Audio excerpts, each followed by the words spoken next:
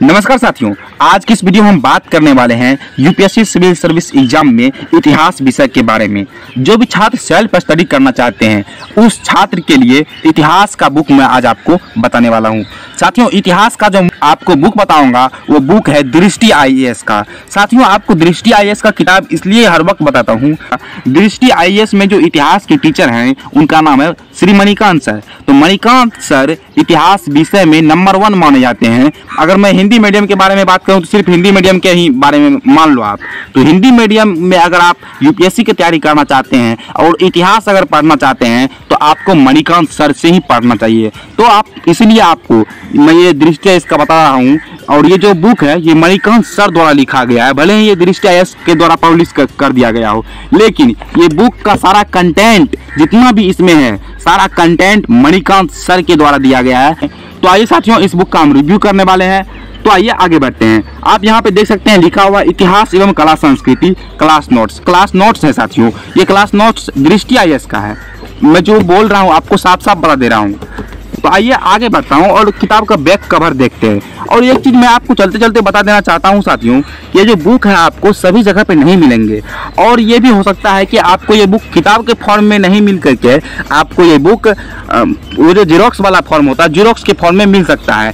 तो अगर आपको जीरोक्स के फॉर्म में मिल रहा है तो आप उस फॉर्म में भी खरीदे। अगर आपको किताब वाला मिल रहा है तो बहुत बेटर है, क्योंकि इसमें लिखा हुआ है कि दृष्टि इसके विद्यार्थियों के लिए। तो हो सकता है कि सिर्फ दृष्टि के विद्यार्थियों के लिए ही हो, तो आपको इस चीज़ के ऊपर ध्यान देना है। लेकिन कुछ भी हो, लेकिन ये मुखर्जी नगर में अवेलेबल हो जाएगा। मैं जिस दिन गया था मुखर्जी नगर तो उस दिन अवेलेबल था वहाँ पर।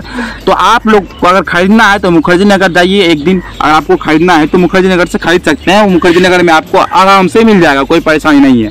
तो आइए आप बुक के बारे में बात कर लेते हैं। ये तो मेरा इंट्रोडक्शन था थोड़ा बुक का, थोड़ा जो बेसिक चीज़ें थी उसके बारे में। अब बुक के बारे में बात करेंगे, बुक में क्या सब है।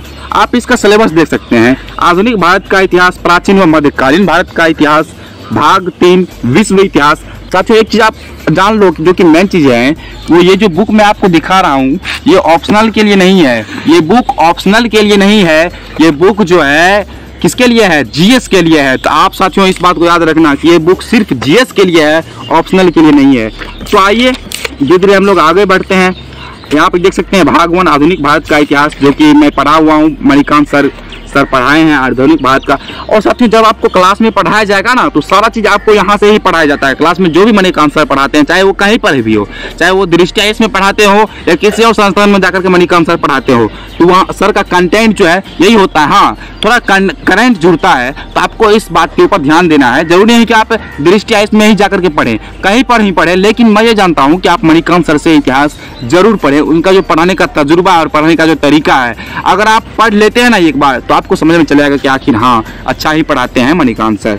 तो देख सकते हैं कि 18वीं सदी का पूर्वार्ध यहाँ पे लिखा हुआ है। और सर जो आपको बताएंगे, सर भी इसी तरह से बताएंगे। 18वीं सदी का पूर्वार्ध लिखाएंगे, जिस तरह से यहाँ पे लिखा हुआ है उसी तरह से आपको क्लास में भी समझाया जाएगा। आप देख सकते हैं एक बुक की खासियत कि पेज क्वालिटी भी अच्छा है और साथ साथ जो लेखन है सभी चीज़ें अच्छी है। आप इसका भाषा पढ़ना, बुक अगर खरीदोगे तो आप इसका भाषा पढ़ना बहुत ही सरलता के साथ इस भाषा को लिखी गई है। तो आप इसको देख सकते हैं साथियों।